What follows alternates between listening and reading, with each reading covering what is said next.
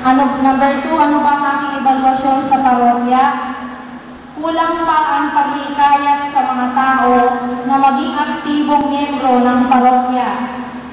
3, ano inyong may papayo sa parokya? Dapat pong magkaroon ng regular mass sa mga barangay. 4, ano ba ang inasahan ng parokya sa akin? Maging aktibo ng buong puso at makipag-cooperate sa lahat ng mga aktibidades ng simbahan. 5, ano ba ang natatanging papel na aking gagampanan para matulungan ang aking parokya? Mahikayat ang mga tao na magsimba, makinig ng salita ng Diyos, at matutong humawak ng rosaryo at magdasal. Salamat po.